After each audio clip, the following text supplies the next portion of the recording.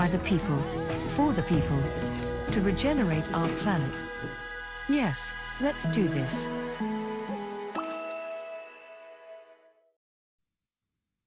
Hi, and welcome everyone. I'm Julian Guderley, host and creator of Green Planet, Blue Planet podcast. And tonight we're here for a roundtable during World Unity Week on the genesis of seeds. And seeds is a currency to regenerate our economies, our communities, and our environment. Seeds is a digital currency that aligns money with value and value of people, planet, and prosperity for all. So I'm super excited to be here with CC Hart, with Reiki Corden, with Joachim Stroh, and with Vishal Moda. I'm going to share a short intro about all of them before we get to hear from these epic people who have been working really hard to create the currency of seeds at the very core of it. And so you all are catalysts and architects of this innovative movement.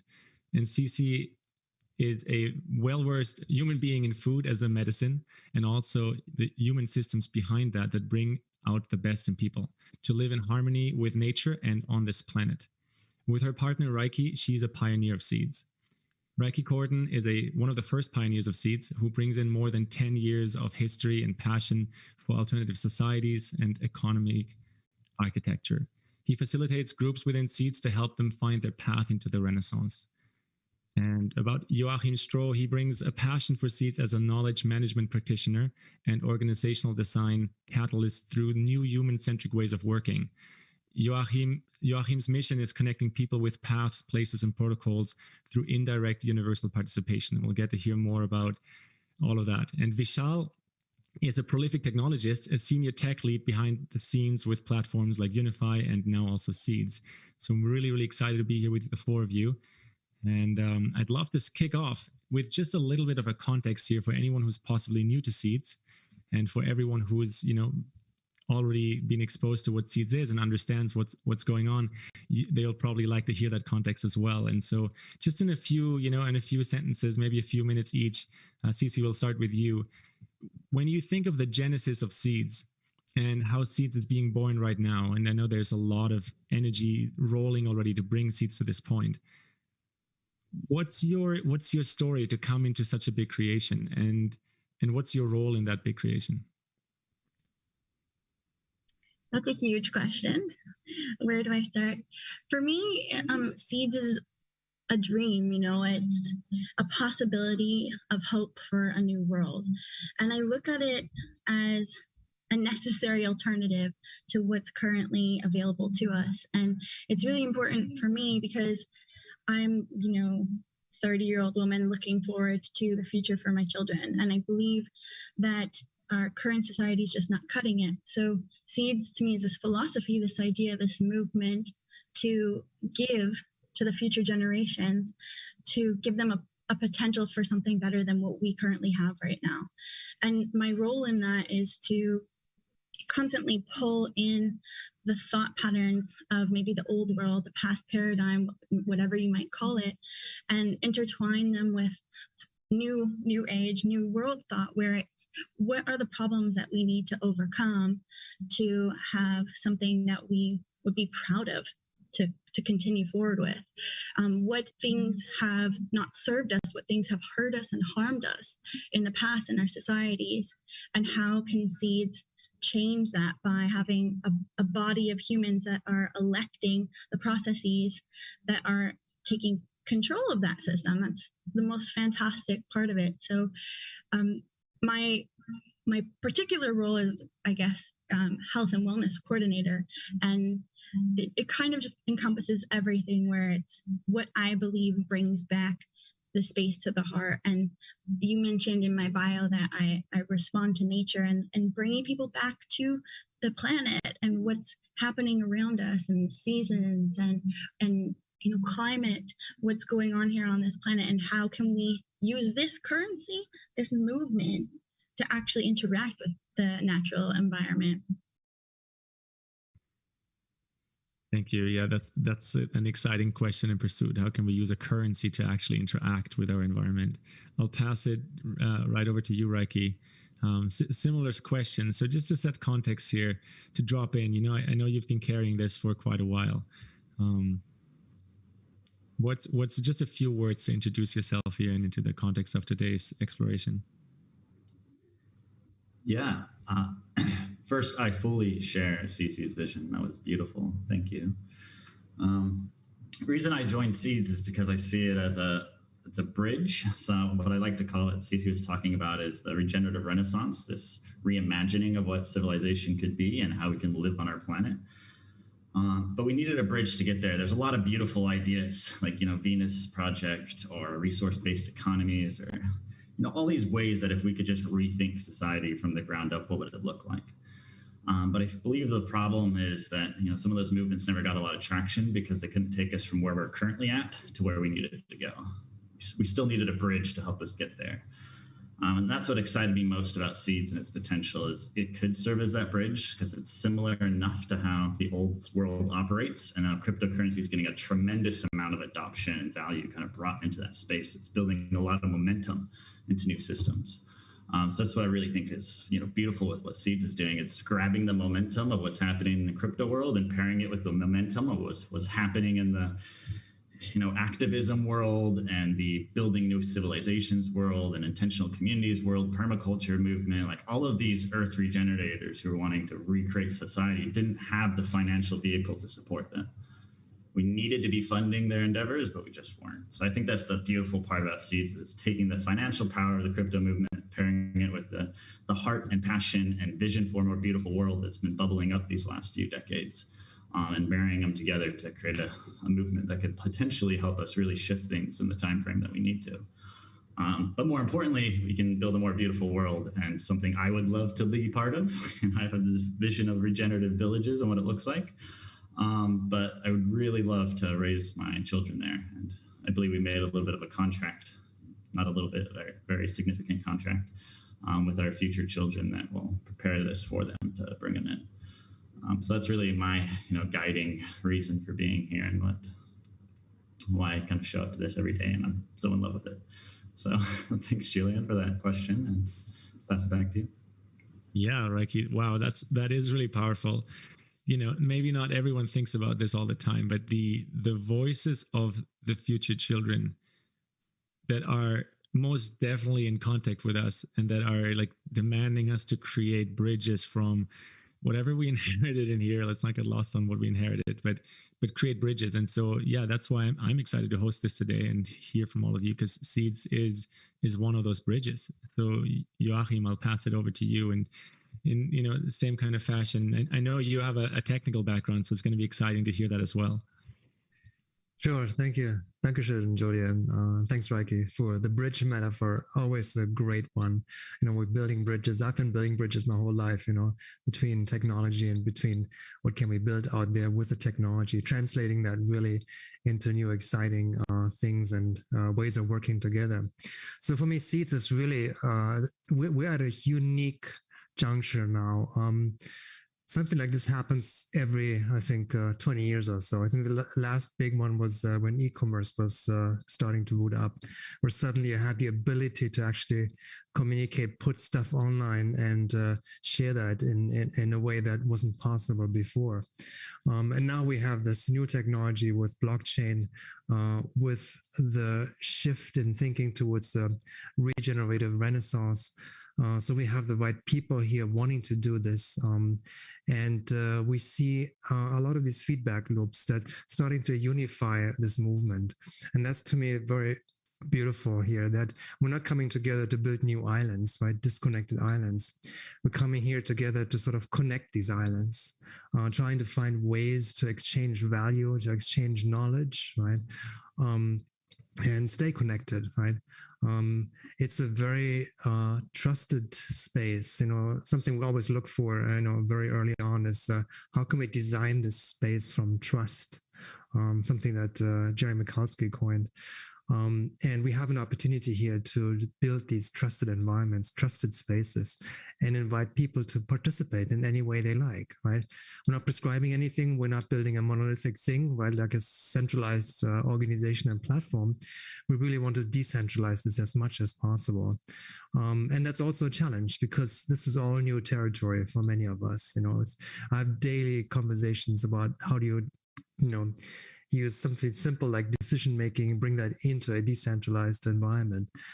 something like payroll, that's usually centralized in an organization. How do you decentralize that suddenly? So you can actually define and create your own role in an organization. There are many, many beautiful ways that we're exploring now within the Seeds space and the DAOs that I will be talking more about later, right? Thank you. Yeah, we'll talk more about the DAOs and we'll talk more about how to design spaces from trust. And really, we're all new to this in a certain way of looking at it, because even if you've been in this kind of field for many years, like as groups, that's where we're new to these ways of operating. And so I'm excited to dive into that as well, how decentralized, structures can really, be the new way forward. Vishal, what do you have to add? I'd love to hear your voice as well at the beginning of this broadcast. Well, I'm just glad that finally we have an opportunity where people can come together to form new communities of trust and to build a greener, brighter world that we all wish to see. And so I'm really grateful for Seeds, and I'm grateful I was able to join and participate with my gifts. And it's really beautiful to see something that just carries on evolving and where all of our voices matter.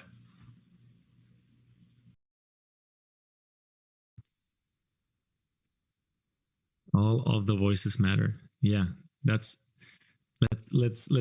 weave that back in a little later.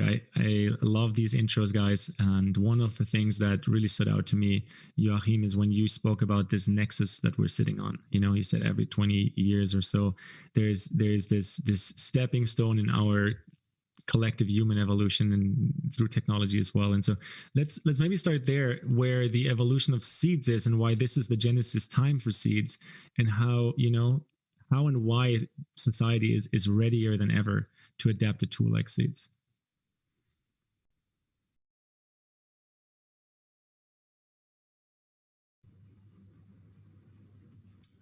I can take it. Yeah, there's a lot of different perspectives for this. One, I think there's maybe a consciousness perspective, where I think humanity is reaching the ability to organize and coordinate in a different way. The internet's been connecting us for the last couple of decades. I mean, our access to communication, to knowledge, to wisdom, it's incredible, and it's just exponentially increasing. So I think humanity is ready for that next evolutionary step in how we coordinate. But from a more grounded, maybe a different perspective, is nation states are doing this already.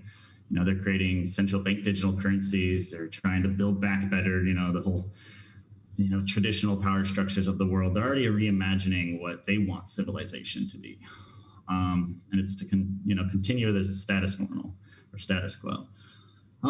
So I think that transition is already happening, and people are going to be getting asked to move regardless. So I think that's a really nice time for the people to be able to decide, all right, do I want to have the vision of the future be decided for me, or do I want to be part of creating that vision of the future for myself and with the communities that I'm a part of? And I think that's what's beautiful that Seeds offers, is as people are getting given this vision that probably doesn't align with them, they get to say, no, actually, I get to create my own. And these are the communities that are doing it. Let's work together and play together and imagine together and build the societies that we need, which is what I think is happening right now regardless. So I think that's why it's a good time, is I don't know if we really have a choice in the matter. We're just kind of along for the ride. That's my piece. I'm sure there's more. This was a great start. Joachim, Vish, or Cece, do you want to add something? Sure. Ricky mentioned a very important point, which is coordination costs. We're now at a point where we can actually lower the entire coordination cost of the network. That is really unique. And you can just only imagine what's going to happen if you lower this further and further and further. If I, work inside an organization, I suddenly can reach out, see other organizations, see who else is there, right? I can broadcast what I'm currently doing in my organization, right? I can help out others. I can begin to exchange knowledge. I can transfer sort of the DNA of my organization into a new organization. One of the things we've created at Seeds and Hi-Fi is the ability to actually replicate our network very rapidly, right? So it's not just one organization that's coordinating a lot of the things. We want to create almost like a meiosis, if you compare that to a biological thing, right? So it's a cell merge and you create something new. You create a new entity out there, and that inherits, some of the knowledge from the parent, and then goes out on its own and moves into the network and connects with new people, right? Finds new ways of coordinating their ways of, creating roles, creating decisions, and it really replicates. It's like almost like a wave-like thing that ripples out into the network, and I think that's part of why, again, Seeds is so exciting for me. It's this connectedness. It's the ability to ripple out and bring in so many players, while at the same time really also transferring the knowledge we have, right? We're not sitting in silos any longer, right? We all recognize it doesn't make sense to hoard your knowledge, right? I was working in HR consulting for many years, and the only power you have inside a consultancy is the knowledge you hoard, right? And here's just the opposite, right? You give out that knowledge and see that others pick it up and find new ways of combining it, right? So it's a tremendous possibility space that we're opening up through these different ways of connecting and communicating.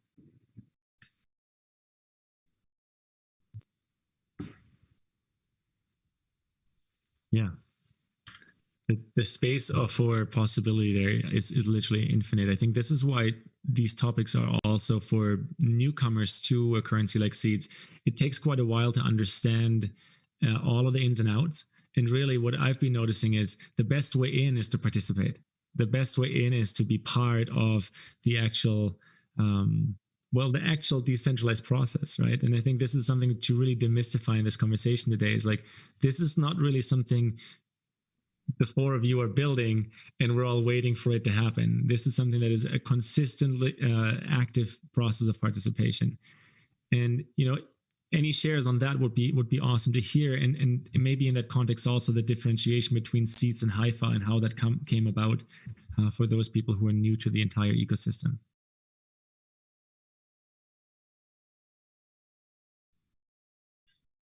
I can take from a participation lens, because it's one of my favorite things is that when we get people that have found Seeds or Haifa, usually Seeds, somehow in this big universe, it's a wonderful conversation to walk through, like how they got here and what they want.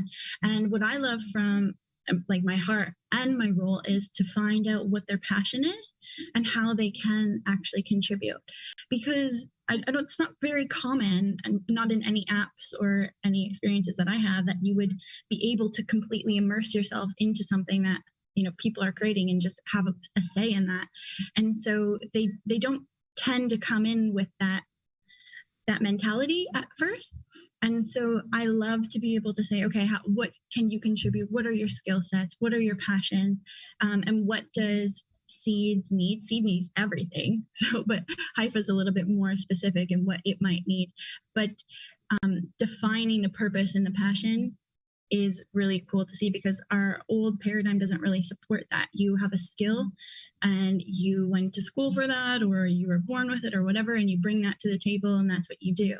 But this opens a lot of potentials for creativity, artistry, and whatever your wildest imagination can bring to the table, as long as you're providing for the movement. It's really interesting to see how somebody might have went to school for something, but their heart and their passion and their desire was to do something else, and they can come and they can bring that here and they can be part of this massive, giant experience.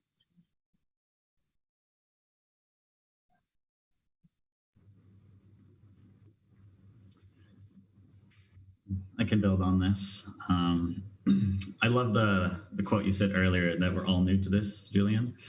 And it's true on so many different levels. The vast majority of people who are holding pretty significant roles in Seeds and Haifa and how this movement's forming have been here less than a year, even more so less than 6 months. So at the very, dawning of creating these new tools, even from the growth perspective. But what Joachim was just talking about is coordination costs, and what this decentralization means. It means we don't actually have to ask permission to participate in the system. Bitcoin, for example, it created a massive coordination system around mining and energy use. It started off using a very small amount of energy, and now it's using 140 terawatt hours, which is an enormous amount of energy, the size of some countries. So that was incredibly successful if you look at it from that lens, that they were able to coordinate globally around the production of these miners and energy use. That's what Seeds is doing. It's creating a global coordination system around economic regeneration and community regeneration.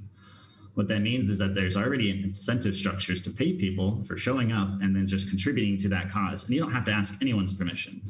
You do have to make proposals to the citizens of Seeds, but you don't have to ask permission to be able to make a proposal. You can come in and get support to be able to do it. But then the system can actually finance you and your communities to be able to grow this movement.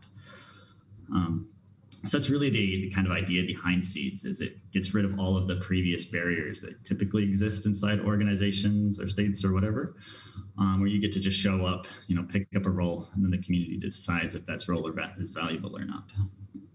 And now the difference between Seeds and Haifa, once upon a time, there's this group of people, building Seeds, but we didn't own Seeds. We couldn't be the founders of Seeds. Like it wasn't that way. And we needed to know how to organize ourselves. So that's ultimately where Haifa came from, was this idea of like, okay, what are we? What do we call ourselves? That is building this thing called Seeds. And at the very beginning of this, we actually thought we were just going to get rid of Haifa. Like once we launch Seeds, Haifa will just dissolve into the noosphere and we'll walk away and we'll play a Satoshi Nakamoto move. Unfortunately, probably fortunately at this point, that couldn't happen for a lot of reasons. And Haifa ended up forming its own DAO and building all these incredible tools. But from that lens, Haifa is a contractor to Seeds. So if Seeds is an economic system, Haifa is like Amazon, even though that's a poor example. It's like one organization that exists within this economic system. From another lens, it's like, does the contractor who was hired to build the Federal Reserve own the Federal Reserve building? No, the people who are in the building own the building, and they're paying this contractor to build it. And that's what Seeds kind of is. It's the citizens of Seeds are paying Haifa to build tools for them. So Haifa's been showing up to do that and doing a lot of other stuff now, like launching the DAO and helping villages, set up their own decentralized human organisms on a village level, on a regional level, on different organizations, and kind of all of that. So Haifa is all about helping people rethink organization. And we're helping Seeds do that as well. Does that make sense? Yeah, very much so. I'm curious to have one of you elaborate a little bit on like the whole ecosystem that Seeds is. So you were really clear, Reiki, on well, both of you were really clear. For one, like the participatory experience of it, which that is, and I'll repeat myself, that is what we're all new to, right? We can claim that we've done all this in spirit, but really on the earth, in the most pragmatic sense, collaboration is one of the probably our gateway to freedom, but it's also it's our test to freedom as well. Like our ability to collaborate as humans, despite any biases or any kind of preconceived notions. And so that's massive to invite into that participation and know that that's the pathway through. And that's what I see in Seeds, right? That is the chance here.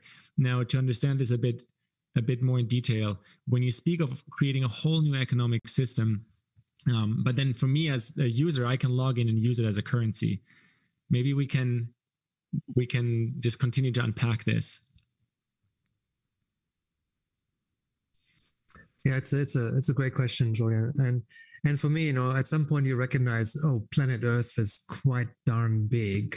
There's a lot happening. So you have to start thinking about where do you put your priorities? Where do you go first? And then you start thinking, why do you go first into that specific bioregion, right? Why do you activate that specific community, right? Why do you join with this alliance partners? Why do you, find out what knowledge and think tanks are in the same space that think about energy, think about education, think about transportation, right? So you kind of have to bring them all together, but you have to coordinate this again, right? So you have to say, yes, we don't want to, organize this along political lines. Maybe something like a bioregion makes a lot of more sense, right? And then you break it down into these sub-segments of, so who is going to, show up in that space? What kind of tool sets does that particular group need in that space? Because every bioregion has its own characteristics, right? So you start thinking about all these taxonomies and all these ways of connecting people, and you think longer term, right? So this is really, built for not short-term, setting up a platform and then people can download it. It's really like building the foundations here, right? Understanding what the bioregions are, understanding the communities, the governance that's happening in these communities, the indigenous communities that already exist on the ground, right? That have done so much in the past, and we want to highlight and bring that back. We're not jumping into these spaces as an NGO, right? Whereas United Nations, first aid thing there and then leaves again. We want to work together with these people on the ground, but for that to happen, we need to really understand that. We need to jump and be active in these spaces. So I'll give you one example. We're going into Vilcabamba in September, a few of us, and in Ecuador, and just get to know the people and get to know the community of Vilcabamba, a small village in the mountains there, and see how we can work together with them, right? And see what of the tool sets that we have make sense to create a small circular economy, right? A small organization, a small hub, right, for a village that allows them to create and improve the livelihood of all the participants inside the village. Right. So that's kind of the goal here, to really figure out the big map, the big picture. But then, since we don't have all the resources and people available, dive into those that make a lot of sense, that we can actually have an impact, make a change on the ground. That's one of the ideas, I believe. Yeah, that's a great idea, is to start where impact is actually possible, right? I think this is one of these mind traps in our human existence, that we want to figure out how things work and then create these big plans for everyone to walk away with. But really, rather than figuring out the big plans for everything, when we start in, and you said it really, really well, in bioregions that have a similar or a shared need or necessity, right? And bioregions is such a more accurate way to live by than, let's say, nation states. And when we look at what these bioregions need, very often, especially in this state of the world where we have like developed world and underdeveloped world, which is a horrible way to address it, but especially in those cases, there are a lot of bioregions that are actually suffering because resources don't get distributed, because people don't have access to things. And so that's where, from observation, I believe Steve has a massive potential. There's a few questions I want to throw to each one of you, but Joachim, as you were just sharing, maybe I'll throw it back to you first, and just explain a bit more around this huge undertaking and how to launch it from the DAO perspective, like how to create a decentralized human organization and how to push that out into different bioregions, what that process can look like in more detail. You gave a great example with Vilcabamba. Sure. Thanks, Julian. That's a great question from the audience there. So we started with sort of dog fooding, right? Using our own DAO to build the DAO, right? So Haifa is a DAO. We call it the Decentralized Human Organization, or DO, right? That has very much a holonic structure, right? There's some great principles how you build organizations. One of them is sociocracy that we're following a lot. So it's nested organizations, really, right? Applying that to your own organization. But we quickly realized, right, we can do this, to ourselves, but we want others to benefit from these learnings, from these tools, from these ideas that we brought into Haifa, the DAO. So we quickly decided to say, what patterns do we see here? What's a good way to govern and make decisions inside a DAO, right? How can you set up a proposal? How do you vote on the proposal, right? How you can have a fair sort of unity and quorum for everyone? How make it transparent that you can see all the data? And how do you reward people for that, right? So there are all these questions that we answered within Haifa, the context of Haifa. But now we're taking that whole thing and create what we call multi-tenancy DAO. And I see DAO almost like a next generation of DAOs. Early DAOs were very sort of trustless, making sure, bad actors can't make any harm inside the organization. Now we're creating more of these trustful environments, right? I mentioned earlier that it's designed from trust, really. That gives us another level of how we can invite people into these spaces and show up in an open, participative fashion, right? So you, Julian, can go in there and say, let me talk to that circle. Maybe they need a role. If so, maybe I create my own role. I propose my role. People see that across the organization and they like what you want to do inside Haifa. And you voted in, and suddenly you have a job, right? But it's not a job sort of in a traditional sense. I always distinguish that, right? People get nervous to say, oh, that's just another employee relationship here, right? It's really just walking into this space, getting rewarded for the work, and you can actually define for yourself how much commitment do you bring into this space, right? Do I do full time? Is it maybe 10%? Maybe I split my engagements into multiple bits and pieces here. That's all possible. So flexibility is really everywhere. So we're taking this model here and replicate it. I mentioned earlier on sort of this meiosis, right? So replicating it into the next generation of duos. And what we're doing now in July, August is to invite the first set of duos that they create their own spaces, and they can now define whatever they want to do. What kind of roles do they have? What kind of reward systems do they have? What kind of tokens do they want to use inside the DAO? And then play that out, right? If they're comfortable with that, if it works, we have a model that's replicating, right? And then they can create children out of this, right? And say, okay, next wave, we teach you what we've learned, right? We have a concept called organization in a box, right? So almost physical box where you put all the ingredients in there what do you need to get started to build an organization like that? And you can replicate that also for marketplaces, right? What's a marketplace in a box? What's needed to set up a marketplace? Or a village in a box, right? What do you need to get a village going? So there's some fascinating, ways of what I call deploy this technology, right? So staying connected and inviting people to launch their own DAOs and then go from there and create their own models, improve the model really, and build on top of that. That's the core idea there. Awesome. Anything to add, Vej, Raiki, or Cici? No. Yeah, maybe. Yeah.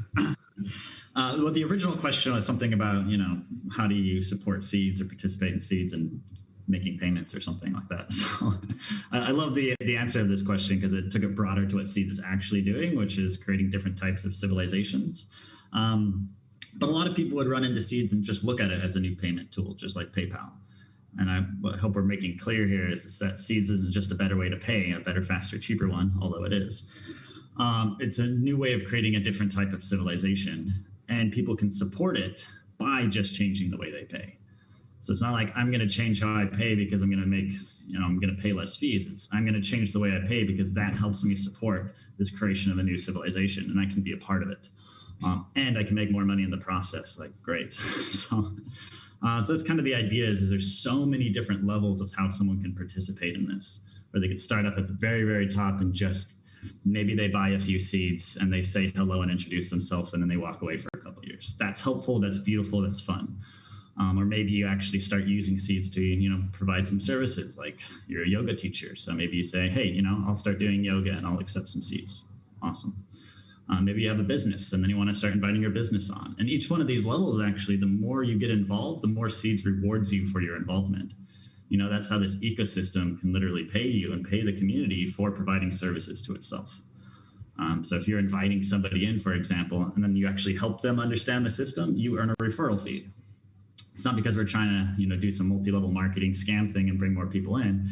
It's because this is a way the system can compensate everyone for providing the service of movement building and helping other people understand the movement and holding their hand. We can pay people for that service. And I think that's really important. And that's just one way the system can start paying the community for what it does. We just launched this thing called Gratitude Token. It's like a hive mind way of distributing an economic system. But what it is every resident and citizen starts off every new moon with gratitude tokens. So they have 100 or 200. If you're a resident, you get 100, citizen, you get 2. The thing about these tokens is they don't mean anything until you send them to somebody else. So what this does is now every participant in the system has a signaling tool to say, hey, I really like what they brought to this game. I'm going to give them some gratitude. Or I really liked how he sat with me and the presents they gave me. I'm going to give them some gratitude. Or they built a tool or whatever. And now people can show up, just add value in their own way that they think is valuable. And the community can say, yep, we think that's valuable, and send them gratitude. And then at the end of the cycle, we can see where all the gratitude flows. And then we can send other tokens like seeds, which then you could trade for fiat and actually, potentially earn a living.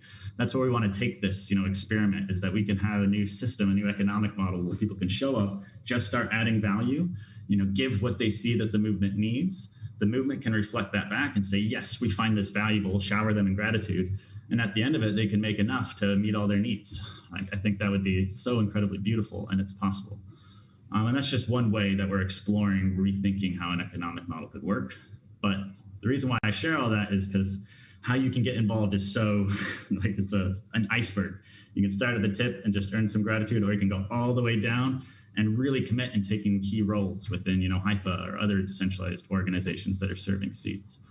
I think at least half of HIFA is under a year old for the members that have been there. So all of this is at the very foundation. So if you're hearing now, there's a million ways to get involved, and I'm sure we can find space for all of it. Yeah, and the takeaway really is, again, we said it a few times, participation is key, which is, again, it makes so much sense, because sitting there as a consumer waiting for change will never actually bring about the world. Everyone who is in this broadcast today, not just the people on the screen, everyone listening, the world our hearts are dreaming of, the world we truly know we're here for, that will not come through more consumption and sitting back. That will come from you taking yourself seriously as a creator, and whatever is in your heart to do, go and do this. And when we collectively use tools like seeds, now suddenly we're actually not just standing the chance to change the game, we're already changing the game. I'd love to explore this a little more, actually, because I know that just tip of the iceberg, old world social systems are profitable, make it profitable to exploit the natural world, right? It's like one of the horrendous ways in what the old world is based on. And in seeds, it's not just a different ecosystem, but there's this, you mentioned one example, Reiki, with the gratitude token, but there's an ongoing reward for regeneration and regenerating our planet. And Cece, maybe this is a question for you to take. I'm not sure, but this ongoing regenerative renaissance that we mentioned a few times, I'd love to have this kind of being broken apart by you guys so we can all feel it a bit more. I'd love to share on this a little bit. We went to a huge financial tech convergence, I think 2 years ago, and trying to explain to people that you could be rewarded for doing good was so foreign that it was making our heads spin. And I realized that how silly is that all of our systems, not all of them, but most of them have been built to, like you were saying, to degenerate the planet or to take from the planet to make money for whoever. And this system doesn't do that. So to try to retrain our brain to say that how we interact financially, economically, could actually serve the planet and, moving forward into generations is a concept that takes a while to sink in. And so what I ended up saying was, would you use a different currency if you knew that it was not supporting war? I'd be sensitive to some topics, but let's just say war, because most people would agree that they don't want war, but yet national funding does support war. So if you had another opportunity to use a currency that instead was totally devoted to doing good for the planet and the people, would you not just switch if it was easy? Well, of course. So then how do we walk you through this to say, okay, well, it is easy. You can literally open up your phone and start to take payments, but your mission now is to let other people know so that you can actually use this currency. Because if the currency is not being used or accepted, then we can't make it possible for it to be that alternative.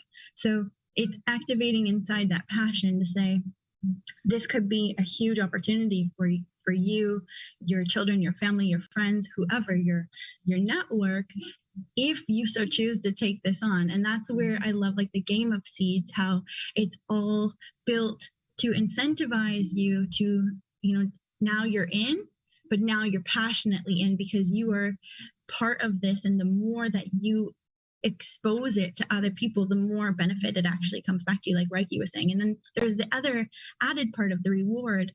But most people, I feel like that's just a perk. I mean, if you get to this point where it becomes actually an alternative, and now all of your interactions financially are serving the planet, everybody's like, well, yeah, like, of course that's what we want to do. So I think that's really the one of the coolest parts to me. And I'll drop off there.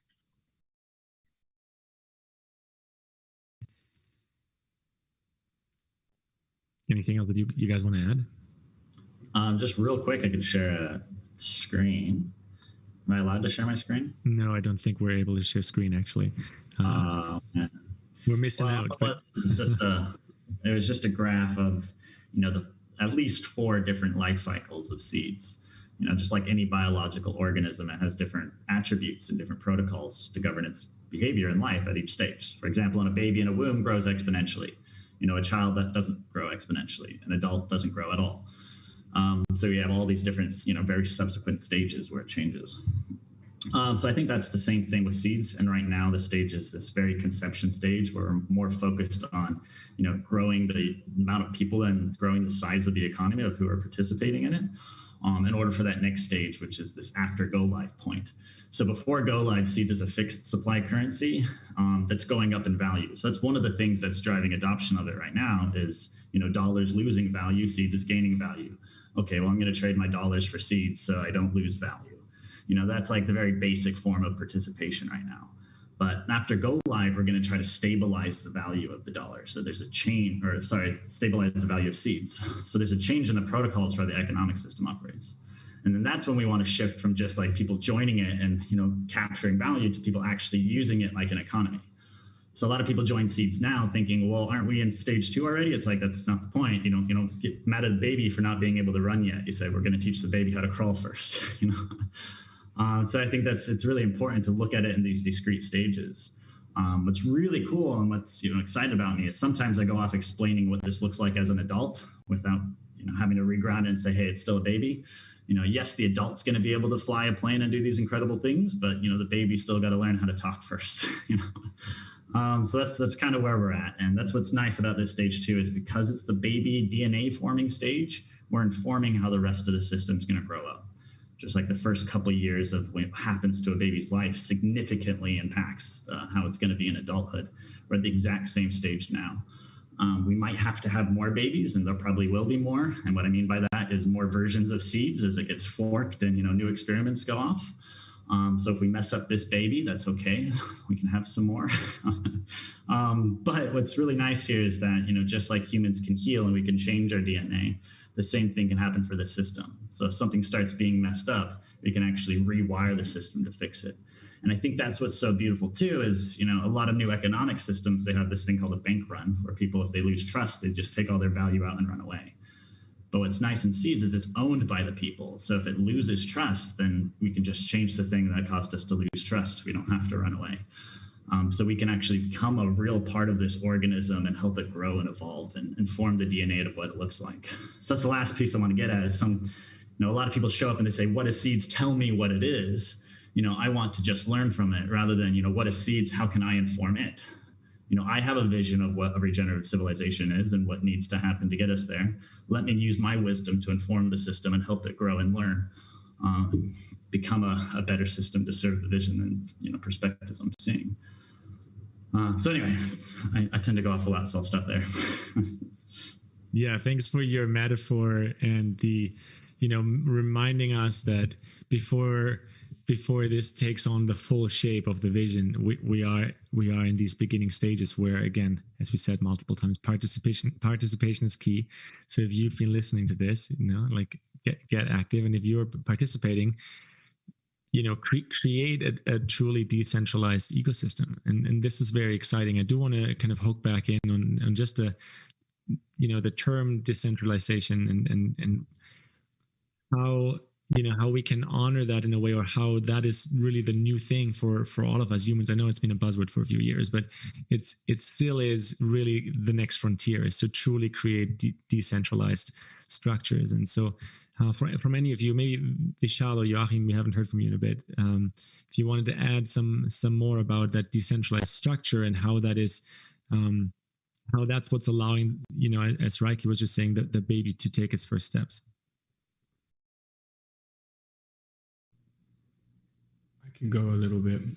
So what's really beautiful about Seeds right now is I just wanted to clarify something that was said earlier. I know Reiki mentioned Go Live, and we've already had 2 apps. We have 2 apps in the iOS App Store, 3 in the Android Store, and we've had them live for 2 years. So we're already live. And what we mean by Go Live is literally opening it up.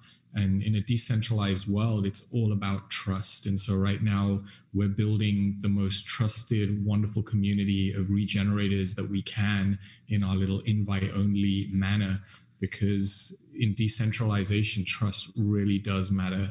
And we need to bring on people who are going to make great choices for the future of Seeds, because when you join Seeds, your voice is heard. And so that's all I want to say for now.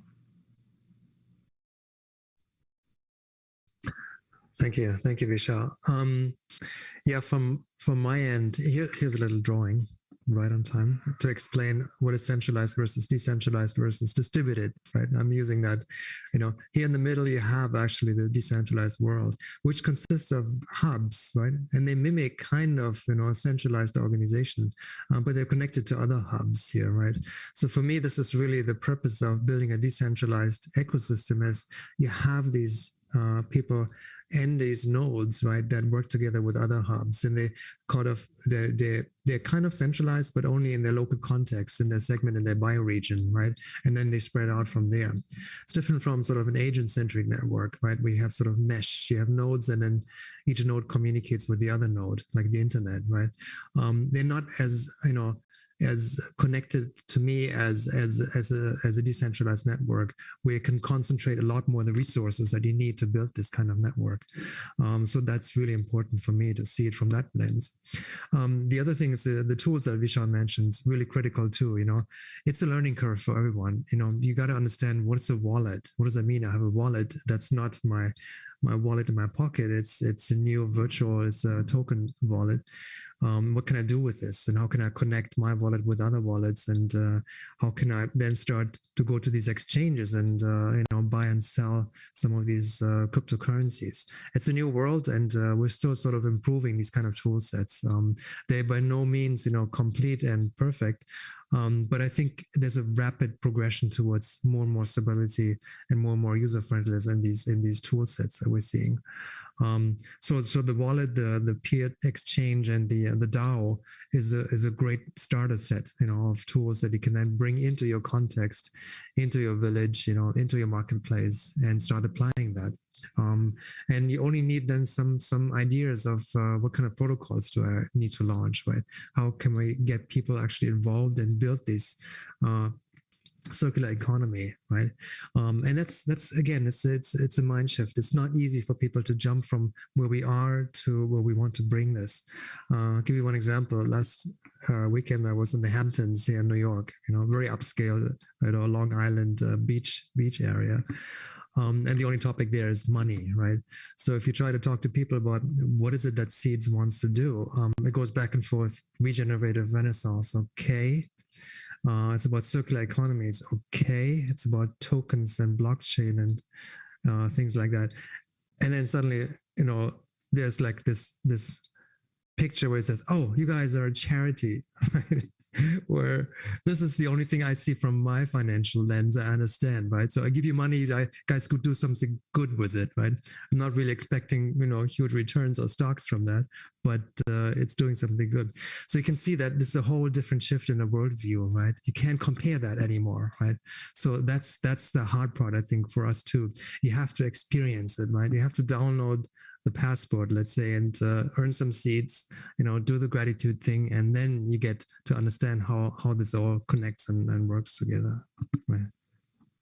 That must have been a fascinating weekend outing for you, Joachim, to to be labeled a charity. I have a few questions, and then I think we're going to transition into Q&A and take some questions in our Zoom space here together. And before we do that, I'd love to, we talked about trust and systems of trust a few times, and now there's maybe just to context this, what's a trustless system in comparison to a system of trust?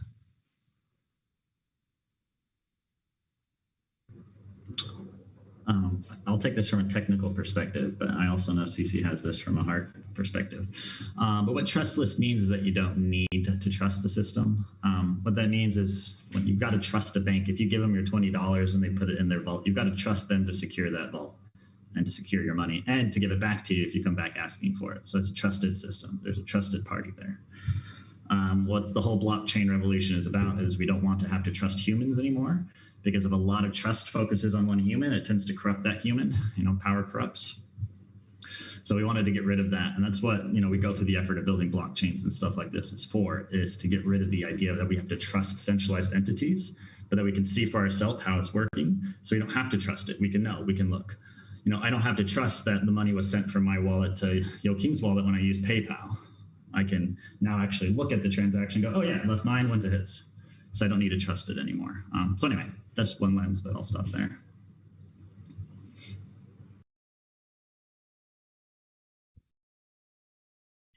Because Reiki mentioned it, I can weave in here a little bit.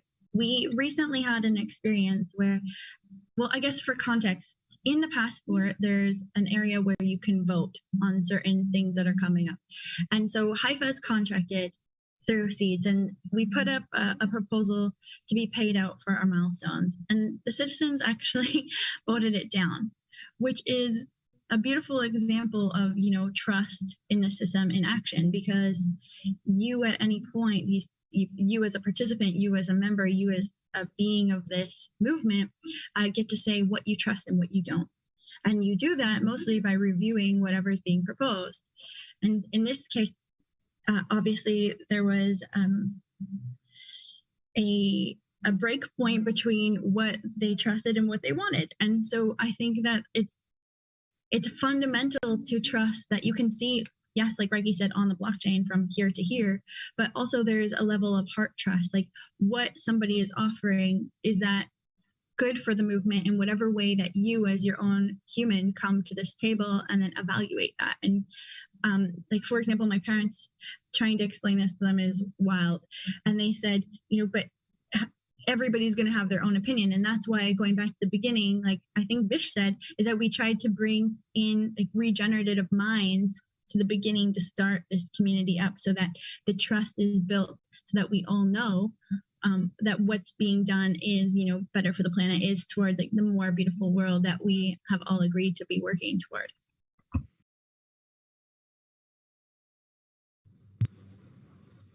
Excellent. Thank you guys for these answers.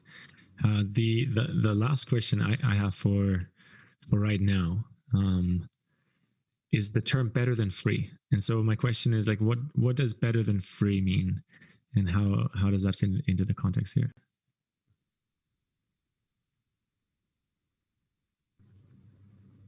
I feel like all these questions are my topic section I was asked to take on here.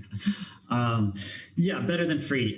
Living example, central banks made enormous amount of money recently. You actually look at the M2 money supply and it's a hockey stick. It went up from about like 2 to 4 trillion up to like 10, 12 trillion. I forget the actual numbers. It's huge. Where did all that money go? Who got that money? It kind of funneled into, real estate and stock markets, et cetera, whatever. So that's the old system. Well, if we have our own financial system, we have our own central bank, we're the ones making the money. Well, then we can pay that money out to all the people who are participating. What if the central bank gave part of that $8 trillion to all the organizations who are actually making transactions in dollars, to all the people who are using dollars? If I ever use dollars, which I don't rarely ever use dollars anymore, but let's pretend I did, and I could get a note every year that's saying, hey, thanks for being a loyal user of US dollars. Here's your check. We don't get that. It seems a little bit absurd too, but why not? So that's what Seeds gets to do, is since we're creating our own money and we're the ones creating it, distributing it, we get to say, hey, were you using it? Were you actually participating in this economic system? Well, we're going to pay you for doing that. You participated a lot. Here's your reward. So sending seeds is free. It already starts off as free. But if over time through participation, you can actually get paid for it, then it's a better than free currency. And that's what seeds also needed to do. We needed to be better, faster, cheaper in every way than the dollar in order to get people to change over. So if me handing you $20 is this currency that's losing its value all the time, so I want to spend it actually. But anyway, holding dollars is a terrible thing to do. Just by the way, if you're doing that, probably put them into land or real estate or local food systems or whatever, anything other than dollars. But so giving somebody else dollars right now is free. Last thing actually I'm going to share, where seeds was in the early days was all about a local food system. We need to heal our food systems. That's what civilization needs. We can go into that for a while. But peer-to-peer food systems, they didn't really work very well, at least marketplaces, because if your neighbor's selling a pie and you're using this platform that's going to take a 30% cut to do it, you're not going to use the platform. You're going to walk over to your neighbor and pull out a $20 and hand it to them and buy the pie, right? That's what was happening with a lot of peer-to-peer local food system apps, and they didn't really get traction.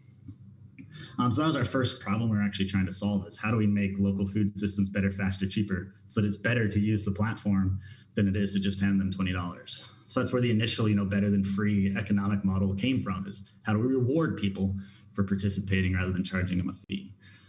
But then that extended out. If we could do this for food, we can do this for a whole economic system. So we said, okay, how do we build a better than free economic system? So that's kind of how the evolution of that concept went. And thus the game of seeds is born. Yeah, that's a beautiful answer. I mean, Reike, I know that you're very knowledgeable on that, and that's probably why you took the question first. But is Joachim, Vishal, CC, do you want to add something to this? The game of seeds and, the better for free mechanism, like you're actually earning seeds just for the reason of participating and generating positive change in the world. Right. Maybe one thing, sometimes there's a misconception of if you have free transaction, how do you make money in this environment? Or is it a good thing to make money, right? And this is absolutely part of the picture, right? So it's okay. Circular economies have revenue models, right? So you can offer your services, you can sell your services and people buy these services and you can attach a value to that. Right. So it's all about sort of what kind of value creation is behind the work you do.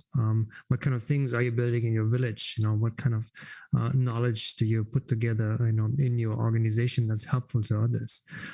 So there are many, many ways to do this value exchange, to even, if you feel like an organization is very much, in the right space, to provide some equity, provide some funding for that organization, right? So they can grow faster and you get some returns out of this, right?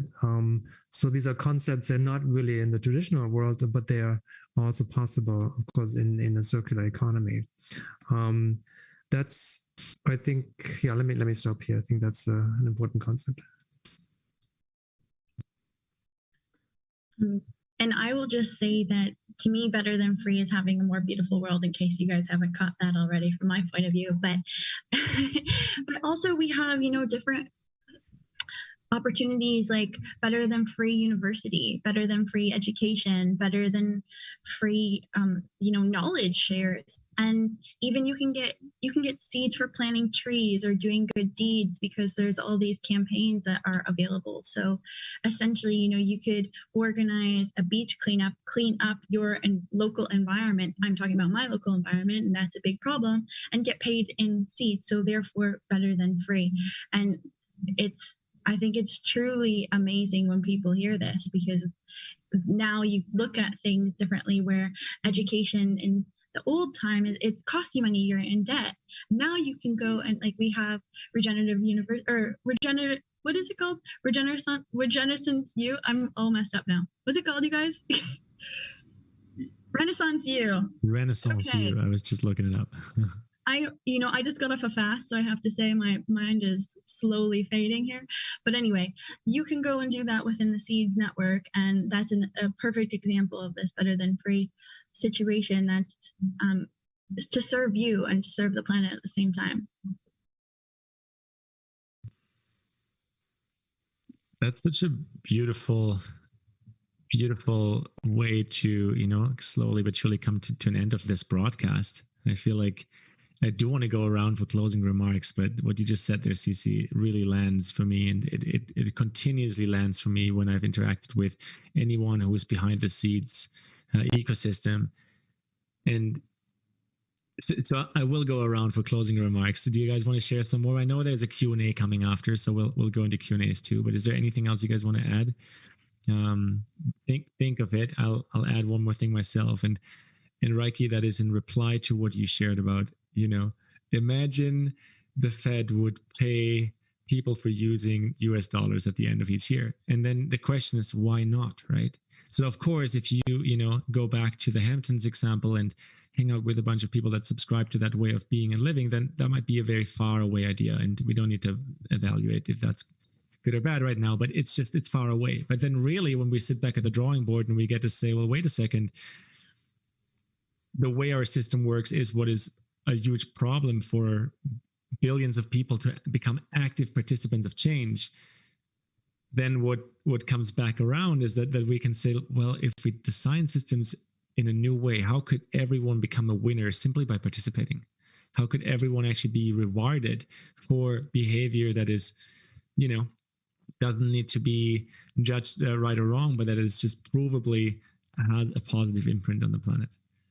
Right. And so I think it's a genius idea. That's what I wanted to highlight here. I think it's a simple idea, and it definitely looks crazy from some other perspectives. And usually that's a good sign. And so that would be my closing remark, just to double down on these very simple ways of how we can allow value to create more ripples and actually reward people for the way we participate. And so we'll go backwards from how we introduced Vishal. I'm going to pass it to you one more time. Just anything you want to add. Yes. Well, if there's anybody that's looking to accept Seeds in the future, whether you have a business or an organization, go on our website, click Get Started. And, we finally have created a beautiful mechanism where if people just support it, the whole world can be a greener, better, happier, beautiful place. And if you have any ideas or any projects of how you want to help impact the world and you don't have anyone to do it with, Seeds is here for you. We're here to build the tools and the technologies to support all of these wonderful ideas and organizations that are doing good in the world. So that's all I'll say for now. Thank you.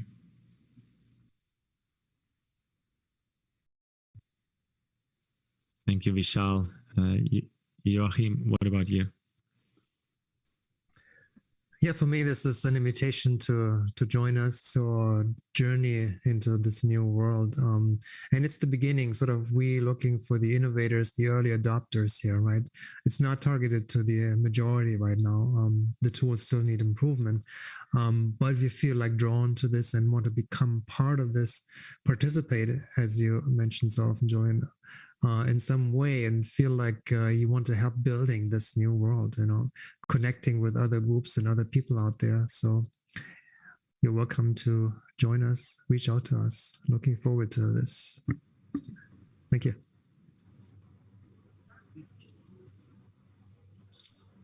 Thank you, Joachim. Reiki, how about you? Yeah. So Vish brought it up at the beginning. He's like, some people ask this question a lot. It's like, some people ask, how can I serve Seeds? How can I serve the regenerative renaissance?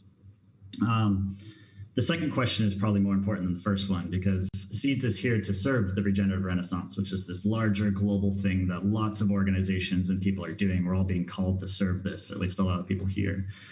Seeds is a tool to serve that. So the question isn't so much, how do you serve Seeds? It's like, how does Seeds serve the regenerative renaissance? How can I use these tools to, regenerate my community and build a new world for myself and others? And the last thing I wanted to say is just echoing what you're saying, Julian, about, why not? And I love that, because, why not recreate a new civilization? Why not create our own financial system? Why not try to have drinkable rivers? Why not have multi-species cities? Like, why don't we have these things? And if we keep asking that why question enough, we actually get to the foundation. a lot of times it's like, why not we do it something that does sound utopic, but then you ask that enough times and you get to the bottom, it's like, oh yeah, because it'll break and it's not actually a good way of coordinating, or the incentives are off or something. So I love the why not, because we can start in a crazy place and then bring it all the way back to ground it to realize why not. And if we can never figure out why not, then let's do it. So, and that's kind of the governance process of Seeds anyways. Anyone can show up and they get to say, why not? Why not we do this economically? And the citizens can come back and be like, actually, if we do that, it'll break. And I'll be like, oh, well, that's why not. But it might be like, oh, actually, if we do that, it would improve. That's great. Like, yeah, why aren't we doing that? Cool, let's propose it and let's make that. So I think that could be like our, tagline for this whole thing is just why not? Exclamation point. That's it. So yeah, I'll leave it with why not. Right on. Why not? Thank you, Raiki. And Cece, last but not least, thank you so much for everything you've already shared. What's your closing words before we go into the Q&A? Well, thanks, Julian. Every single person that's listening to this, or that's even not listening to this yet, we all have a vested interest in an alternative future. You might have children, you might not have children, but this whole system is being designed out of complete passion and love for what's coming next. And why not, like Reiki said, I mean, this is, if you look at it like an iceberg, if that's what you want to look at it like, you don't have to really do much. You just have to change, or you have an opportunity to change what currency you use, and you can still be participating. If you really want to get into this and you want to work with Yokim and you want to build a DAO, you can. And that's what's so fantastic about this, and what I invite to each of you to come into here for. If you just feel like overwhelmed, I don't really have that much time or energy and I don't really know what to do, start small. It's fine. You can come in like largely if you want to later. But I think fundamentally what we have here is when it hits home and it hits your heart, then you know that the potential of this and what that's going to expand you. So if you do feel like this has hit you in your heart, please do reach out to us and join us in whatever capacity feels good to you. Thank you. Thank you, Cece. Thank you, Raiki. Thank you, Joachim. Thank you, Vishal. This was super valuable time spent for me, and I know for everyone listening as well. And thank you for the work you do. And we said the word many times. I think it's clear we want people to participate. And so we'll transition right now into Q&A, which is a great time to ask any of your questions as well. So thank you so much for this Genesis of Seeds Roundtable. While most of us dream of recreating a cleaner, greener, and more beautiful world, the financial system has very different priorities. It relies on infinite exploitation to feed a dream of endless growth. In reality, though, our lives depend on one planet with finite resources, and with that planet in the midst of a climate crisis. This disconnect between our financial system and our ecosystem is one we can no longer afford. Seeds offers a solution. A movement that allows us to share financial success, distribute value fairly, and move towards the common vision of a thriving civilization. Seeds gives humanity the tools to reimagine what money can be and do. A financial ecosystem designed to regenerate our planet and all who depend on it. Seeds, all uppercase, is the ecosystem's name, and Seeds, with a capital S, is its currency, one that's already rewarding the people and organizations creating a healthier, more equal and abundant world. Seeds uses cutting-edge technology aimed at creating a more healthy and stable economy. And there are no fees for using it. In fact, the more you exchange, the more value you help create. Value that Seeds reinvests in the planet via grants to community projects, regenerative businesses, and movements. Better still, as the value of Seeds grows, it flows to all members of the Seeds ecosystem, not based on wealth, but on how much they contribute to healing the planet and shaping Seeds itself. That's right, Seeds is a true democracy that lets us all own the change we want to see in the world. Finally, a financial system by the people, for the people, to regenerate our planet. Yes, let's do this.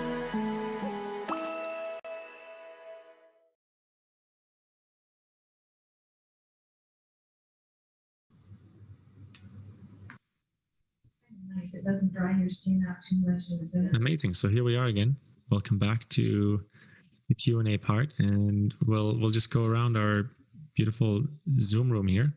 We have a bunch of people here with us, and if there's a question that came up during the conversation or something in general that you want to know about seeds, something we might not have talked about, now is the time to ask. And we have 4 knowledgeable architects, behind the scenes architects of seeds here, that can answer it.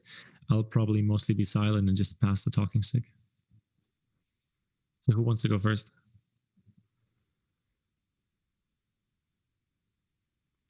Eric, yeah, go for it. Just make sure to unmute yourself. Yeah, those are really beautiful, guys. Thank you. I'd love to hear your opinion on the role or importance of the individuals that actually come and join in these decentralized collectives and in the governance process at large. Like, what is the role, or what do you see as the role of continued personal development, of healing your trauma and triggers, of developing communication, integrity, like really just speaking to the role of the individual nodes that then become the network itself? That's for me, I feel, for sure. So my role works with people in a multitude of different directions. So I love working with people one-on-one, and I really truly believe that if the individual is nourished and supported in all capacities, that they will be able to do their best work. Or, I don't really like to use the word work, but contributions.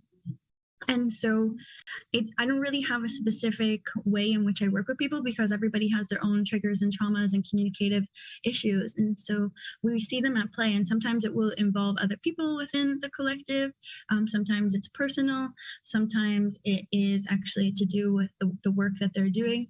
And then my approach is very personalized in that way. But I strongly believe that the support is necessary. And so we have a circle within Haifa, which is, supportive of seeds. And this is just one way and where I play. But the circle is called People Circle, and it's largely centered around the human heart.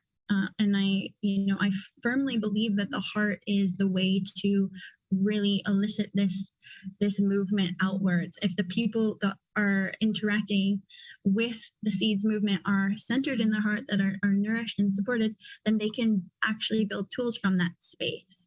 And I believe that energetically that shows. We see the work when it comes from a state of, nourished passion and healed capacity. That it's absolutely beautiful, and it sometimes just makes me cry, because it's so fantastic to see people come into that empowered state.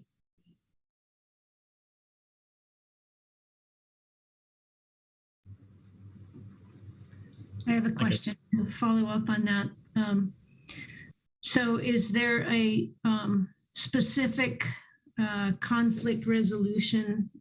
Are the people circles sort of where a conflict resolution would be sent? If, being humans, we come with our triggers and our flaws and our projections, and as much as we hope and wish and work on them or contribute to them,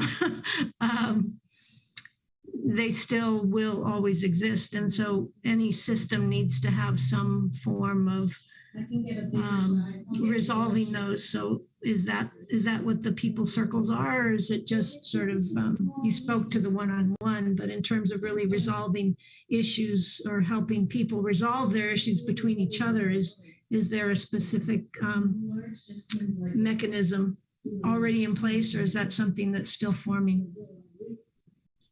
So I just want to make it clear that I can only speak for Haifa, because seeds is so decentralized and widespread that they don't have any particular processes, because they're all different entities like creating this movement. But within Haifa, People Circle is generally where conflict tends to flow into.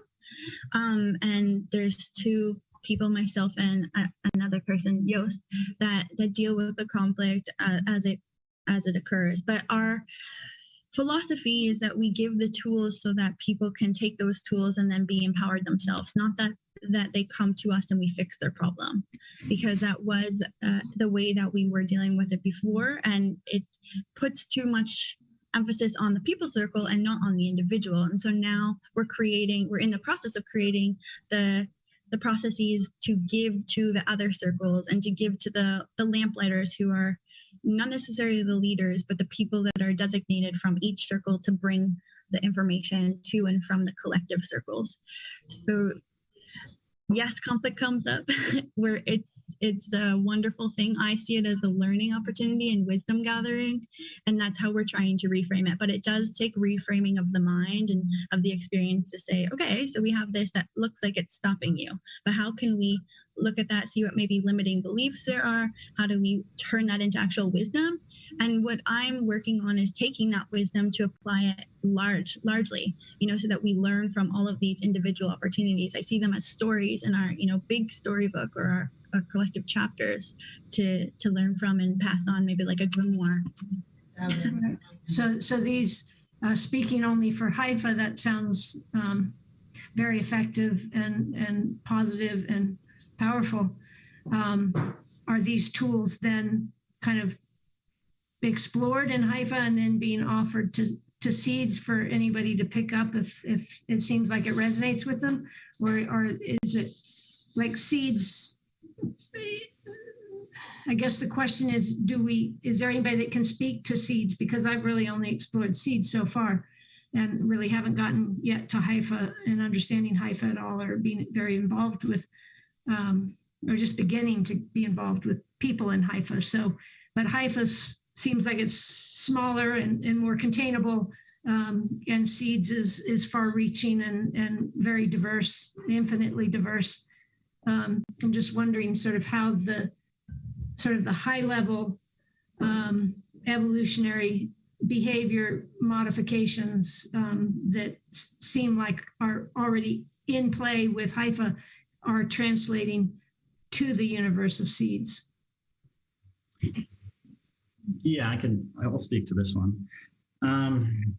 We could think of seeds as a full organism, why Haifa is one organ that's part of that. And Haifa's actually trying to figure out its boundaries a little bit more. I think it was trying to be too much. Now, if a heart's also trying to be a digestive system, things are going to go a little bit. So Haifa is trying to control or reduce, I guess, its domain and overreach.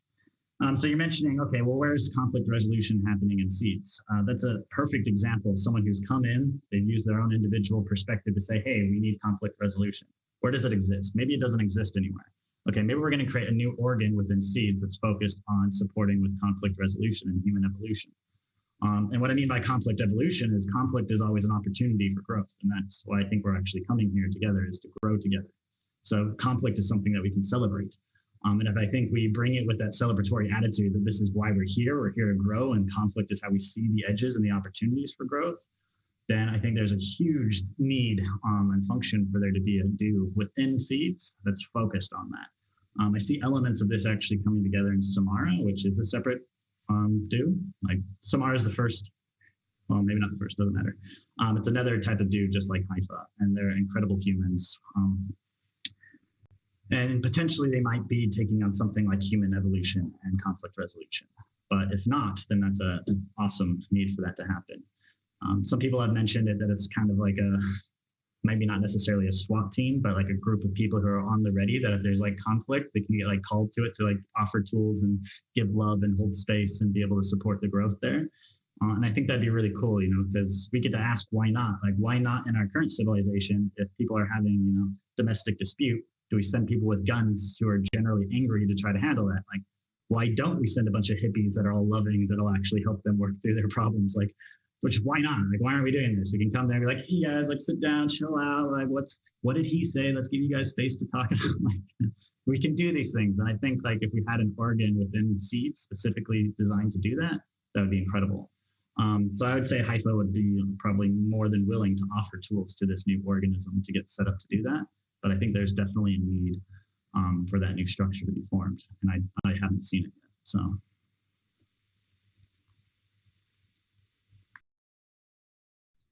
Thank you. Good answer.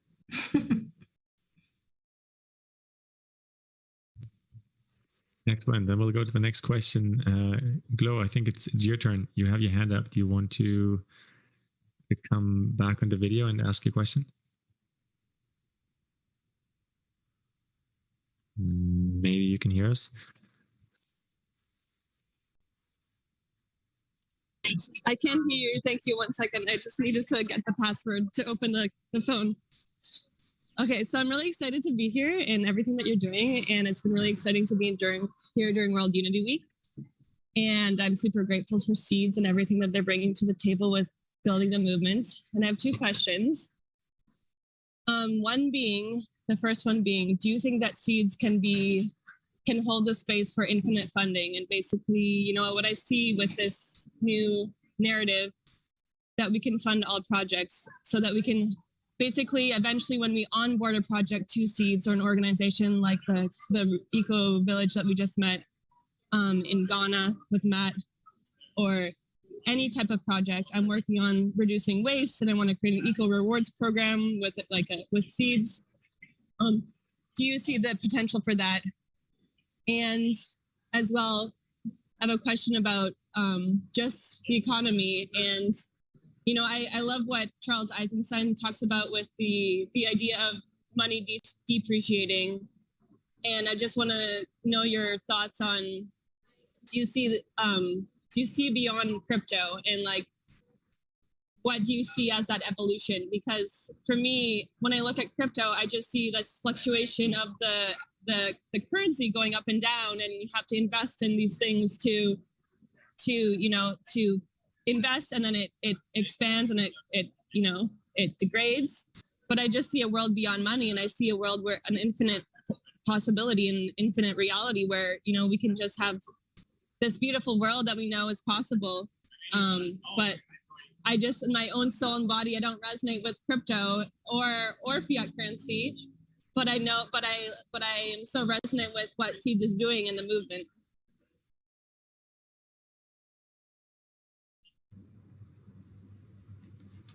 I have 3 responses, but I've talked a lot. So if anyone else has something they want to jump in with first, I'd love to hold space there before I do. Okay, I'll take it then. Yeah, so you asked 3 different questions I heard in there. One is, is how far can Seeds grow? How much value can flow through Seeds from the old paradigm into the new one? It is theoretically and functionally infinite, but it depends on the life cycle. So I was mentioning life cycles before, the stage of life that we're in. Seeds is still a baby right now. Yes, at some point we're going to be able to sprint and break a 6-minute mile, but right now we still need to figure out how to crawl. So I think we really need to hone in on the life cycle where we're at without trying to overexpand ourselves. And how fast that grows is, entirely up to how many people join and the rate of growth that it goes over. So it's hard to tell at what point we'd be ready to just have, hundreds of millions of funding to be able to give out to projects. But if you do look in the crypto space, it's redirected 1.5 trillion in the 10 years that it's been around. And that number is only growing and growing faster. So all that does is it shows the ability for value and how our old system, defines value from the old system to a new one. But moreover, a really important question you asked is crypto, is it part of the old world? Personally, I think so. That's why I wasn't, really invested into old crypto projects. I got a Bitcoin a decade ago, but I realized it wasn't really going to solve the problem. It was just concentrating wealth, wasting resources, and it was kind of the old story with really new technology. But that technology is useful to help us redesign coordination. So I understand money gets a really bad rap because it's been used to coordinate, to build empires and to enslave people and do all these terrible things. So we say, oh man, that tool is bad. But it is just a tool. All it is it's a function to send energy to say, let's coordinate to do these activities. And that's where Seed starts off, is it starts with a currency that looks like, fiat money. And that's only to be a bridge. That's only to make it simple for people to enter into this new system and start participating with new tools to coordinate. I'm seeing, hopefully, maybe even 10 years from now, we've moved beyond even needing technology. We've built, local communities that are so, generative and nourishing that 99% of our needs are met with human interactions without needing to be intermediated through tech. And then maybe we only use technology once we leave, our local community. And that's where I think we could start exploring with the most, renaissance and game-changing ways of coordinating is within local contexts, where we can start getting rid of, fiat-looking money to exchange and interact, and we could start doing gift economies. Or we could start doing things like gratitude experiment that we've set up, where in order for me to give to you, I don't have to take from myself. So it's a really beautiful way of like rethinking how a tool can work. And that's what Seeds kind of affords. It's this platform for us to build different ways of coordinating on top of, so we can move away from the traditional exploitative, fiat currency model that for obvious reasons wasn't working. So anyway, it's all about growth, I guess, to answer your questions. Like each one of your questions, I think will get answered at a different point of Seed's life. And it'll definitely be answered if you're part of that road, helping drive it towards that end too. So that'll be that. Glow, I just want to add so that you know that there's also quite a big community within Seeds that are working on ways in which to trade. So not necessarily have to use the coin like the digital currency. It's, once the communities are set up and in place, then how do you create systems where there's exchange, where you don't necessarily have to rely on the coin? So just so that that a lot of people do feel that way, and they come to me and express that. And to be honest, like I have the same concern at the beginning, because crypto is so foreign to us, right? And it's like numbers on a screen, and I had to go through that process on my own. And so I'm really behind the people that are creating ways in which to use this system, but to support their own, maybe like community swaps without necessarily the use of fiat or a coin behind it. But that said, how Seeds has been designed is meant to reward and regenerate the planet. So that's kind of like what pulled me in with that aspect. That's so beautiful. Yeah, I'm really excited for the day when we have a platform that can do what Karma Tribe was doing and just exchange based on what your passions are, and so that everyone is empowered to live in freedom culture and to be rewarded for it, and based on contribution. So I'm excited. Thank you for being here. One more thing I'll add, and thanks, Glow. This was a perfect question. I love gift economies in that model, but a gift economy can't solve our Great Pacific Garbage Patch, because that's not part of anyone's community, and we can't gift our way to solving that. It can't regenerate all of our forests and reverse the desertification and make our rivers drinkable again. So we do need different ways to coordinate that are beyond just, hey, I do yoga, I'll trade yoga for your sound healing. That's beautiful. Let's definitely do that too, but that's not going to be able to do the massive coordination tasks we need to do globally to build new civilizations. So I think it's an and equation here. We can have a both and both multiple, and a diversity of ways of being able to rethink how we coordinate and how we scale that coordination. So that's why I feel like, why gift economies, they never scaled and took off, because they don't have that network effect that traditional currencies gain and benefit from.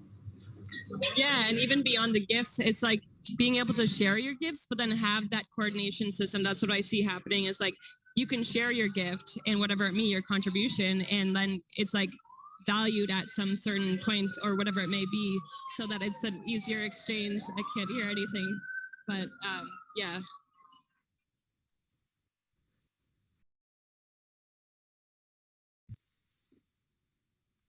Thank you, Glow, for your question, and thanks both Reiki and Cici for the answers. Are there more questions in the space right now? Who else would like to ask something? Michelle, you look like you have a question. I'm good. I could throw a curveball in the mix. We'll get back to you if we need a curveball. Otherwise, I'm going to pass it around one more time. Is there any more questions? Any curiosities? Something we haven't covered that would be great to feature or put focus on? I see a question in the chat. It says, it's from Kimberly. Thoughts on the importance of individual empowerment, development, and decentralized collectives, resolving traumas and triggers coming from love, communication skills, integrity, etc. I think that question already was kind of asked, but maybe it's important enough to bring it back up and rethink about again. So I'll put that back out there if there's any responses to that. Or maybe I meant to respond to that. If I jump in here for a moment, for me, this is a lot related to how do you process tensions inside organizations. And the moment you do that, you have to sort of dive deeper into what kind of tension are we facing here. Is it more on the surface level, more on an individual level? Is it operational? We have a lot of tools, so obviously the attention's all on using the tools, not understanding what's going on. Or is it deeper, right? Does it go deeper into cultural tensions, your belief systems? And this is where it gets really difficult. Once you dive into that layer, you see that people bring all of this baggage, this overhead into an environment like Seeds and try to make sense out of it, right? And in many cases, unable to sort of leave that behind and try something else, try something new. So there are a lot of conversations on that level to say, how can we tackle, a way to begin to understand the old belief systems that you bring in here, the old baggage you brought in here because you worked for 20 years for a consultancy, or you've never experienced a decentralized organization, and apply that into this new context. And the best way for us is really experimentation, right? Being open to set up new ways of getting together and finding solutions that way. So for me, it's a fascinating space to explore new ways of sense making and new ways of decision making, right? Because eventually you want to come to a space where you have a lot of agreements, right? You're good to go. There's no harm done, and we can move the movement or Seeds or the organization forward without doing harm to individuals or the organization. Just an add-on to that. Thanks.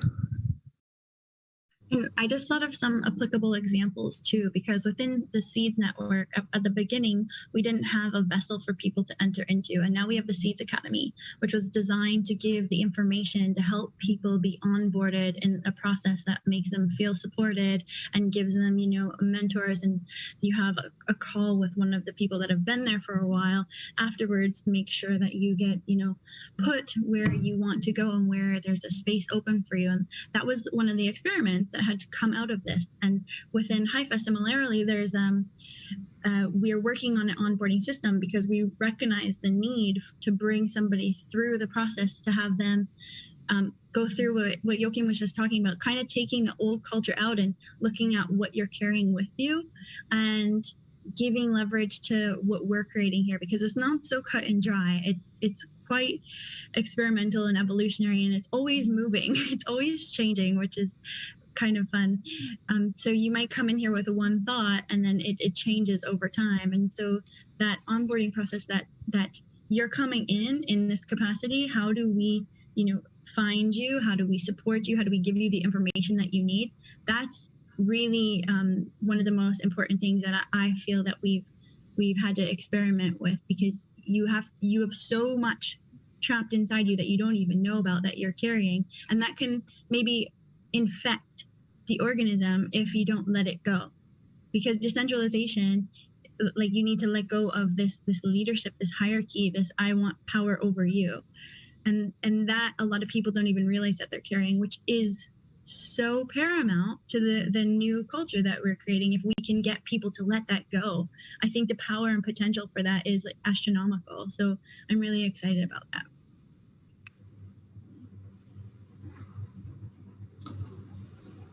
Yeah, I can build on this. I think Seeds as an organism is only as healthy as the cells that make it up, which are the individuals. So I think, personal development and our own collective, or personal growth, is mandatory for collective growth to happen. This phrase was attributed to the Buddha, but who knows who said it. But paraphrasing, it's essentially the next wave of enlightenment won't be individuals reaching enlightenment, but it'll be collectives coming together with a shared purpose to reach enlightenment. And it was alluding to the idea that it's not possible for an individual anymore to reach enlightenment. That the only way to do that is through collective, harmony and unity and coming back into one. So I say that's, I think, paramount to this renaissance that's going on, is how do we do that? How do we unlearn the patterns that weren't serving us in the old culture? Because people got used to showing up to a place and getting told what to do. That's the first thing we have to unlearn here, is that there's no one to tell you what to do, and don't put someone in that position either. It's like almost unfair when people aren't trying to be put in positions of power, but people will show up and demand it because they want a leader or they want someone to tell them what to do. It's like, that's not how this works here.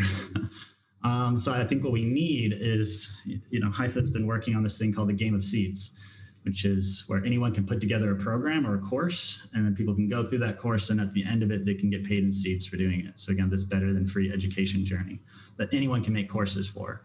And I think it'd be really, really vital to have as many courses as possible about personal development, where people can literally get paid to show up to the system, to improve themselves, improve their capacity to connect with others, to hear others, to process trauma so that we don't waste so much time, dealing with conflicts that could have been solved so easily if we just had the right tools or the right framing, or if we, dealt with some of our past problems before showing up. But the idea is that we're here to grow together. That's my whole drive for Haifa, and that's why I'm kind of, part of this organism, and what excites me, and why I show up is because this is the vehicle that helps me grow the most. I've never gone through the amount of growth in the last 3 years than the rest of my life. Like it's like a growth acceleration, pod. Maybe that's another way of framing it, is we're like an accelerator for personal and collective growth, and we are. So when people are willing to show up, open-hearted, and say exactly how they're feeling it, and share truthfully to others, and for us to be willing to see that truth that others are sharing to us as a gift rather than taking it offensively. When people, tell me there's some ways that I can improve, I love that, because I'm a personal, improvement junkie. Less people are. But if we can reframe that as something that when people are showing up here and you're being told that, maybe the way you're showing up isn't appreciated, if you could use that as a gift to actually improve, then that's what I think is why we're here. We're here to collectively sense, harmonize and grow together as one. And when we do, we're going to create an organism that's, the difference between what a cell is capable in our body and what the human body is capable of is orders of magnitude. It's incomprehensible what it's able to accomplish. And I think that same thing is going to be true of, the meta-human that we're creating. Like what is possible as an individual human is going to be completely eclipsed. We're not even going to be able to fathom what will be possible if 1 billion humans are, united in harmony with a shared goal. We could probably terraform planets just by, conceiving it together at the same time. Who knows? That's probably a little bit out there. But certainly the effort of going to another planet, of course, we would have regenerated our own by then, but the effort of going to another one would be almost instantaneous if we had 1 billion minds, focused around that energy. What can SpaceX do with a couple 100,000? What could we do if we had 1 billion? How fast could we regenerate our environment with 1 billion hands on it? We could do it in a month. We could plant all the trees, like set up all the systems needed, shut down all our facilities. Like we could do that. If we could coordinate 7 billion people to act, we could do things almost instantaneously. But anyway, that's kind of my idea here, is that, that how humans evolve is we evolve from dependent, where we're dependent on our mother, independent, where we go through that, obnoxious teenager phase. And then the humans that make it, we grow into interdependent, or come back into a deep relationship with all of the things that matter to us, where we still have the tools of independency, where we're able to show up for ourselves, but now we're showing up as, the whole unit. And how I see capitalism is I see capitalism as it's strongly independent. That's what it's all about. It's about independence, agency. I make my money and I don't need relationships. I don't need to be dependent on anyone else. And I think that firmly embodied that independent phase. So I think what we need to move into next is this interdependent phase, where yes, we can meet our own needs independently, but we're going to be doing it. It's going to be way harder and less effective than if we did it as a whole. So yeah, I'll leave it at that. Beautiful. Brilliantly said, Reiki, and Cici right before that as well. This has been a very informative, I don't even know how long we've been on, 90 minutes or longer. Who else has a question before we wrap up today?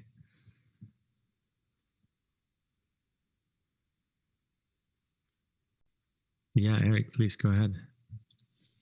I mean, if I got you guys here, I'll definitely take this opportunity. Yeah, this was a little just more straightforward and personal. Like, is there any form or function in Seeds or Haifa in particular that really lights you up? Like, is it the village in a box? Is it Seeds itself? Is it Haifa itself? Would love to hear what's just most alive for you guys right now.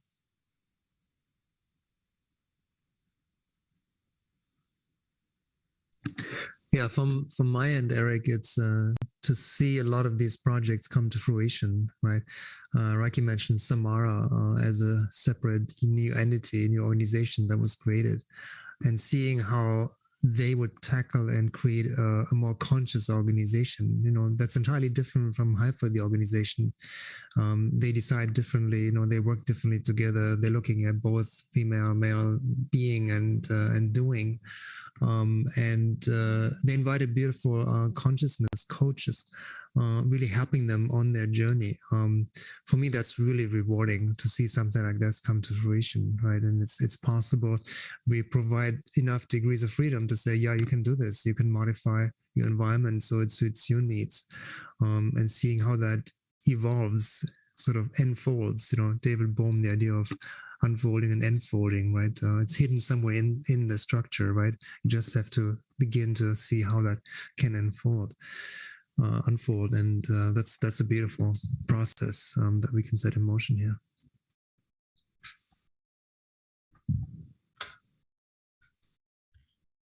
I'll say from my point of view, obviously seeds in general is my passion and my heart, but something that just that I experienced recently is that I offered a fasting journey to the Haifa and Seed community. And that's a little bit maybe weird to some people, right? It's like, well, where does that go in an organism? And I think it was so amazing for me, first of all, to be able to invite people into that space and hold that space for them and walk them through that knowledge and that experience, because fasting for myself has been this extraordinary journey of letting go and moving past things that in my body and my mind and my spirit that I've collected and held on to that removes. You go through this cleansing, this detox, and it's really helped me get to where I am. And so to be able to offer that and for people to be able to accept that offer in this kind of space was really a beautiful experience. And I feel that more of that is being requested, and that makes my heart light up, because I love that so much. My background is more of the organizational side of things, and then the last 10 years I've been honing in on the esoteric stuff and bringing that in and merging them together. And sometimes I think we can all understand that there's resistance, right? Because we have programming that says, oh, I don't want to do that, I don't need to do that, that's weird, that doesn't belong here, whatever. But Haifa and Seeds take that barrier off, and they say, that is possible. Just ask, and if people want that, then it's there. It comes to life, and that's the most beautiful thing. Somebody's screaming at me. Sorry. That's the most beautiful thing that I see. These opportunities, and you see it with a lot of different opportunities being offered. Somebody's yelling at me. I'll be right back.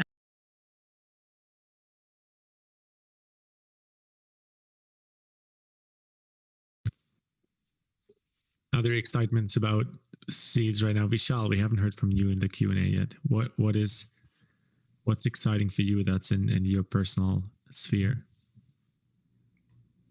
I'm passionate about so many things that a lot of it excites me, but one of the main things would definitely be probably the village in a box for now, because it's my dream to live in a village. I think that's the most desirable thing I could think of for somebody like me, to be, waking up in a village one day surrounded by wonderful people.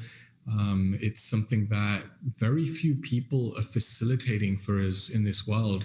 It's definitely a shared dream. So many of us want it, but how many of us are actively doing our piece to create the infrastructure that will lead us there?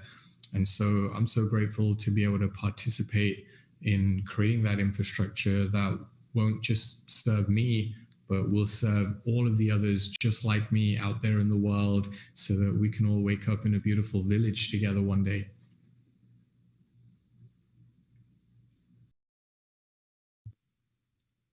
Beautiful. Ditto to that, village in a box.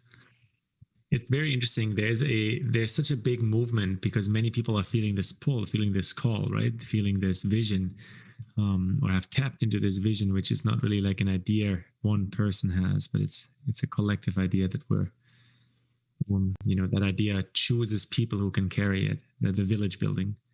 And so literally, as you say this, Vishal, I'm like texting people in my world that are like in the process of building villages of like, wait a second, Are you using Seeds yet?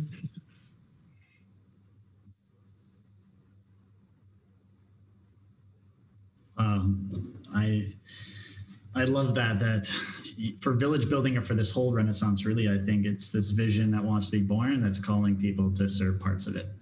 I feel like a lot of people have that same experience. I think that would probably be something that does excite you. I mean, there's so much going on in the Seeds world. I mean, it's never ending. Even trying to stay caught up with it is an impossible task, and there's a lot of exciting things all happening. But maybe I can expand on the village part, because that's, on my personal journey, that's where it began, when I didn't care so much for the current culture, current civilization. I didn't like where it was headed. My first solution to that in my mind was village. Start an intentional community, we'll grow our own food, we'll create like our own isolated island away from the rest of the world that's collapsing, and we'll be safe, and we can create a new little container there.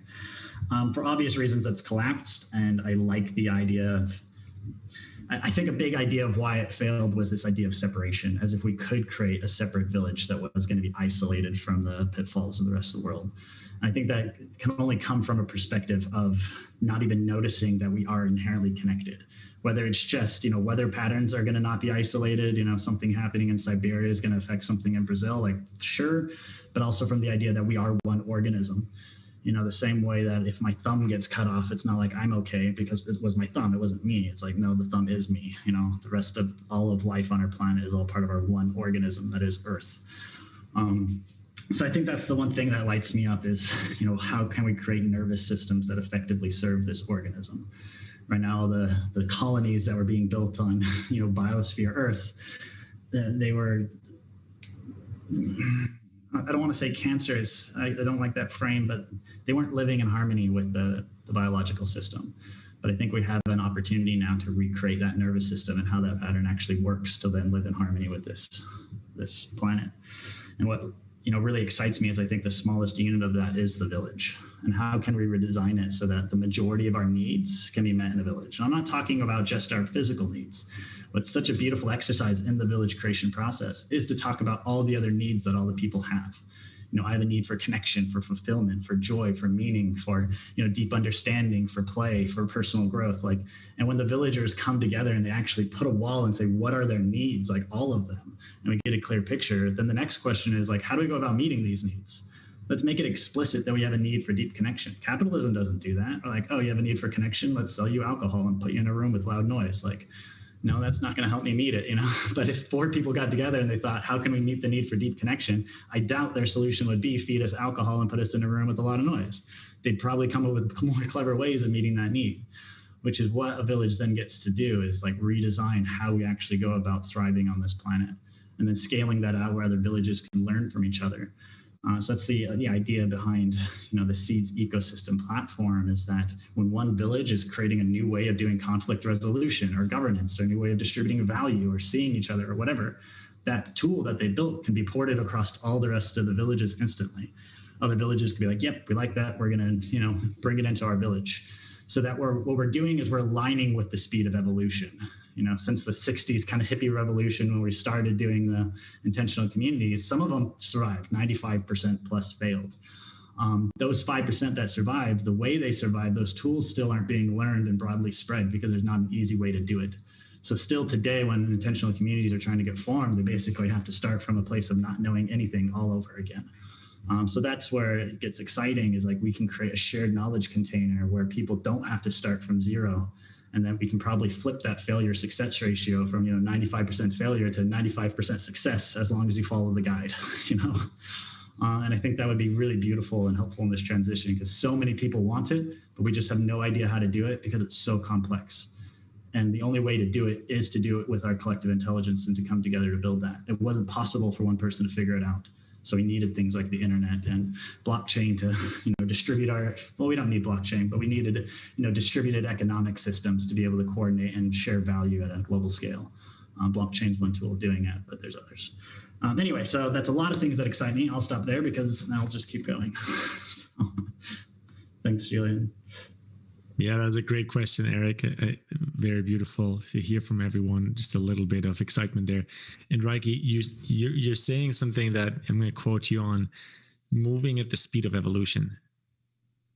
Right? This is what's happening in spaces like this, and let's just take a second to let that sink in, because everyone who's here, everyone who's watching, everyone who's sharing this, everyone who's liking this and sharing it with even just one person, we're helping that speed of evolution to unfold in real time on the planet. And so yeah, it's not always only easy, but it is definitely the reason why we're here. And so with that being said, I want to thank all of you for participating today. I want to thank Cici, Reiki, Joachim, and Vishal for sharing their wisdom, their insights, and their knowledge.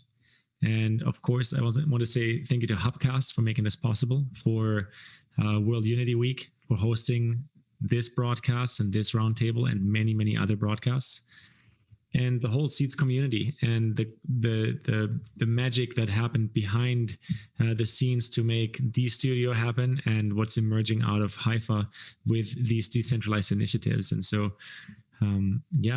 last but not least, thank you, Elizabeth, for hosting us. And I wish all of you a wonderful morning, evening, afternoon, wherever in the world you are. Some of us are already in tomorrow. So thank you. Thanks, everyone. Thank you, Julian. Thank Happy you all hosting. for coming. This meant a lot. Yeah.